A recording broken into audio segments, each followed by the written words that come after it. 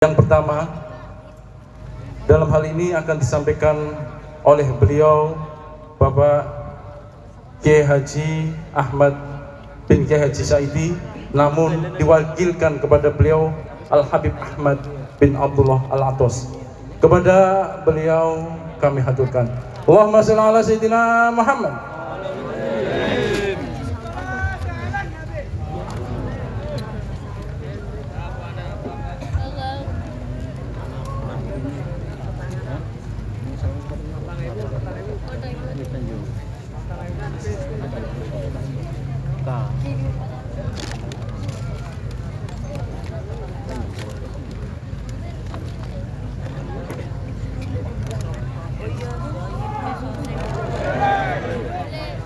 Assalamualaikum warahmatullahi wabarakatuh.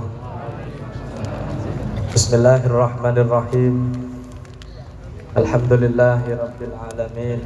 Salatu wassalamu ala sayyidil mursalin Sayyidina wa habibina wa syafi'ina wa qurrati a'yunina wa maulana Muhammadin sallallahu alaihi wasallam wa ala alihi wa sahbihi ajma'in. Rabbi shrah li sadri wa yassir li amri wahlul 'uqdatam min lisani yafqahu qawli, amma ba'd.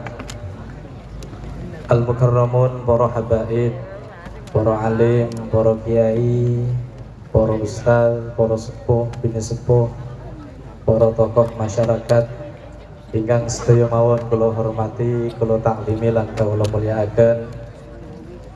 Boten saged kula sebat asmanipun setunggal-setunggal, insyaallah boten nginangi raos taklim lan hormat kawula dumateng panjenengan sedaya aparatur pemerintah dalam semua tingkatannya ingkang kula hormati lan kawula mulyakaken. Panitia Tabligh Akbar Tahun Baru Islam 1444 Hijriah yang semuanya saya hormati dan saya muliakan, hadirin hadirat muslimin muslimat rahimakumullah. Syukur alhamdulillah, malam hari ini kita semua dipertemukan oleh Allah Subhanahu wa taala dalam acara yang mulia. Mudah-mudahan hadir kita di sini mendapatkan ridho dari Allah Subhanahu wa taala. Amin Allahumma. Ansal rahmatina ya hidayah barakah lan maghfirah saking Allah Subhanahu wa taala. Amin Allahumma amin ya rabbal alamin. Hadirin hadirat muslimin muslimat rahimakumullah. Saestu kula niku wau boten enten aba-aba napa-napa, undangan nggih mboten angsal, tapi ternyata enten khobar bib dijemput kengken acara teng alun-alun. Ini merupakan satu taufik saking Allah Subhanahu wa taala, sing asale mboten enten keniatan badhe hadir, tapi ternyata alhamdulillah diperjalankan oleh Allah Subhanahu wa taala saged hadir wonten majelis niki. Mudah-mudahan ini adalah satu anugerah nikmat saking Allah Subhanahu wa taala, terkhusus kangge kula lan kangge panjenengan sedaya. Amin Allahumma amin ya rabbal alamin. Kula boten badhe cerita kathah, boten badhe ceramah kathah, wau sampun dipun sampaiaken dening para habaib dan insyaallah nanti akan disampaikan oleh Al Habib Hadi sekedik mawon cerita tentang tahun baru Islam. Kenapa tahun baru Islam diambil di bulan Muharram dan kapan terjadi penunjukan pengambilan Muharram menjadi tahun baru Islam. Niki pelajaran sejarah, ngapunten nek kula salah mangke diralat mawon. Teng zaman Rasulullah Muhammad sallallahu alaihi wasallam, kemudian di zaman Khalifah Sayyidina Abu Bakar Siddiq niku dereng enten penanggalan, dereng enten tahun niku dereng enten. Tahun ke-1, kedua, ketiga niku dereng enten. Sampai kemudian pada Khalifah sahabat Umar bin Khattab radhiyallahu anhu Beliau menjabat sebagai khalifah, tiba-tiba ada satu gubernur bernama sahabat Abu Musa al-Ash'ari datang menghadap sahabat Umar bekto surat perintah saking khalifah saking sahabat Umar. Sanjang wahai sahabat Umar, niki jenengan perintah datang kula teng wulan Sya'ban. Niki wulan Sya'ban kapan? Sampeyan nulis surat niki kapan? Perintah kula kapan? Itu alasan pertama.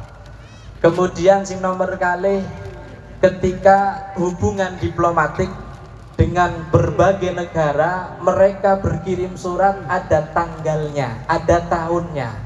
Tapi ketika dari pemimpin Islam akan membalas surat mereka, tidak tercantum tahunnya, tahun kapan. Disinilah kemudian sahabat Umar bin Khattab radhiyallahu anhu bermusyawarah dengan sahabat-sahabat yang lain. Banyak di antara mereka memberikan pendapat bagaimana kalau tahun Islam dimulai dari lahirnya Rasulullah Muhammad sallallahu alaihi wasallam. Artinya tahun ke-1 Islam dihitung dari lahirnya Rasulullah. Tapi kemudian banyak penolakan dari sekian sahabat ketika menggunakan tahun di mana Rasul lahir sebagai tahun pertama Islam. Ada lagi tahun di mana Rasulullah sallallahu alaihi wasallam diangkat menjadi rasul, dijadikan sebagai tahun pertama atau tahun ke-1. Itu pun banyak perdebatan, banyak penolakan. Sampai kemudian ada satu pendapat qila dari sahabat Ali bin Abi Thalib, ada yang mengatakan langsung dari sahabat Umar, bagaimana ketika yang dijadikan tahun pertama adalah momentum hijrahnya Rasulullah Muhammad sallallahu alaihi wasallam dari Mekah ke Madinah. Karena hijrahlah yang kemudian faraqat bainal haq wal batil. Yang sebelumnya ketika sebelum hijrah orang-orang muslim sholat berjamaah takut. Badai kumpul-kumpul wedos bukan dibubarakan. Tapi ternyata ketika sudah hijrah mereka dengan nyaman, dengan aman bisa sholat berjamaah, bisa melakukan aktivitas-aktivitas tanpa ada gangguan. Kemudian pendapat ini disetujui oleh para sahabat dan satu tahun pertama dalam Islam dihitung dari hijrahnya Rasulullah Muhammad sallallahu alaihi wasallam. Sallu ala Nabi Muhammad. Setelah disetujui, kemudian tanggal bulan apakah yang akan dijadikan sebagai tahun pertama? Nek ningali hijrah kanjeng Nabi niku hijrah teng sasi Safar, di bulan Safar, bukan bulan Muharram. Tapi kemudian kenapa bulan Muharram yang diambil menjadi bulan pertama dalam tahun pertama Islam? Banyak pendapat dari para sahabat karena tanggal 1 Muharram niku banyak daripada kaum muslimin pulang dari ibadah haji. Mereka berkumpul dengan sesama muslim seluruh dunia di Mekah, pulang ke negara masing-masing, pulang ke rumah masing-masing. Mereka membawa semangat baru, mereka membawa gairah baru.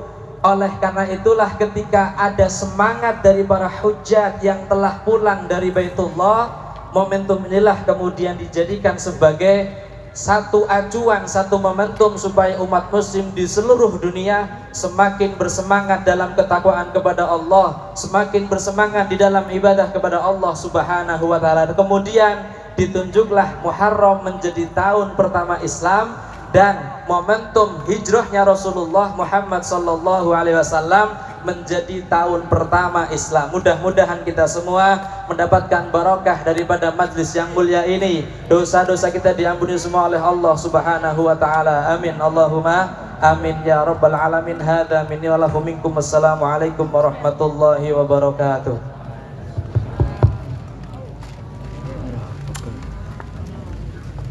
Sallu ala Nabi Muhammad ya Rasul.